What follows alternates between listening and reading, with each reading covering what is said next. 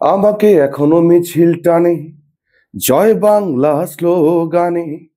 আমাকে এখনো মিছিল টানে জয় বাংলা স্লোগানে। আজ ঐতিহাসিক ৭ই মার্চ। ৭ই মার্চ, ৭ই মার্চ মানে হচ্ছে বাংলাদেশের প্রতিশব্দ। বাংলাদেশের বেশ কয়েকটা প্রতিশব্দ আছে, যেমন বাংলাদেশের একটা প্রতিশব্দ হচ্ছে বঙ্গবন্ধু। বঙ্গবন্ধু এবং বাংলাদেশ একই জিনিস। আরেকটা প্রতিশব্দ হচ্ছে ৭ই মার্চ। আরেকটা প্রতিশব্দ হচ্ছে ২১শে ফেব্রুয়ারি।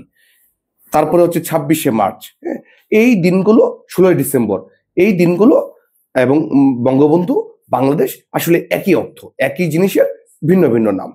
তো এই ৭ই মার্চ যে আসলে মানে কতটা গুরুত্বপূর্ণ বাংলাদেশের অভ্যুদয়ের জন্য। ধরেন ৭ই মার্চ ৭১ সালে, ৭ই মার্চের যে ভাষণ, ঐতিহাসিক ভাষণ, এই সবই আপনারা জানেন, আমরা নতুন করে বলার কিছু নাই। তো আমি যেটা বলতে চাচ্ছি যে ওই স্বাধীনতার ওই ভাষণটা ছিল কিন্তু আসলে আমাদের স্বাধীনতার ঘোষণা। লিটারেলি ৭ই মার্চের ভাষণটাই ছিল আমাদের স্বাধীনতার ঘোষণা, এর বাইরে কিচ্ছু না। হ্যাঁ, এবং ওই সময়ে তৎকালীন আন্তর্জাতিক গণমাধ্যম কিন্তু এটাকে বাংলাদেশের স্বাধীনতার ঘোষণা হিসেবে উল্লেখ করেছে এবং বলেছে যে বঙ্গবন্ধু পরিস্থিতির কারণে মানে বঙ্গবন্ধু স্বাধীনতার ঘোষণা দিয়ে দিচ্ছেন এই ভাষণের মাধ্যমে। এই ভাষণ উজ্জীবিত করেছে আমাদেরকে মুক্তিযুদ্ধে ঝাঁপিয়ে পড়ার জন্য, আমাদেরকে বিজয় অর্জন করার জন্য এবং বাংলাদেশের জন্য। তাই বাংলাদেশ, বঙ্গবন্ধু, ৭ই মার্চ, এই বিষয়গুলো এক সূত্রে গাঁথা, একটাই মালা, এটাতে আলাদা করার কিছু নাই।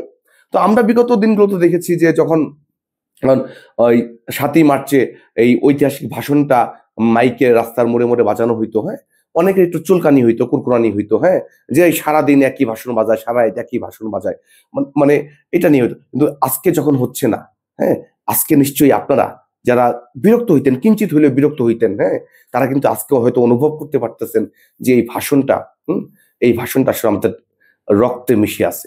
এটা কোনো মানে দলীয় ভাষণ না, হ্যাঁ, এটা হচ্ছে বাংলাদেশের ভাষণ।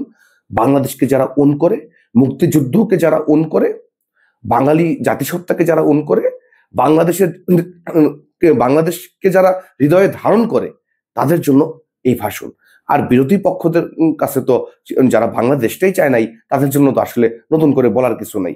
এবং আরেকটা বিষয় মনে রাখবেন যে আজকের বাংলাদেশে ৭ই মার্চের ভাষণ, আমি জানি না যে বাংলাদেশে বাঁচতেছে কিনা, বাজার কথা না, আমি যতদূর বুঝতে পারি। তো এই পরিস্থিতি কিন্তু আগেও ছিল। ৭৫ পরবর্তী সময়ে এই আজকের মতোই জয় বাংলা নাম নেওয়া, ৭ই মার্চের ভাষণ বাজানো নিষিদ্ধ ছিল। একটা দীর্ঘ সময় এই বিষয়টা নিষিদ্ধ ছিল। আপনাদের মনে আছে যে এই গত ফেব্রুয়ারি মাসে আমার উপর এবং আমার প্রকাশনার উপর যখন হামলা হয়, আমাকে বলা হয়েছিল যে জয় বাংলা কবর হয়ে গেছে আগস্টে।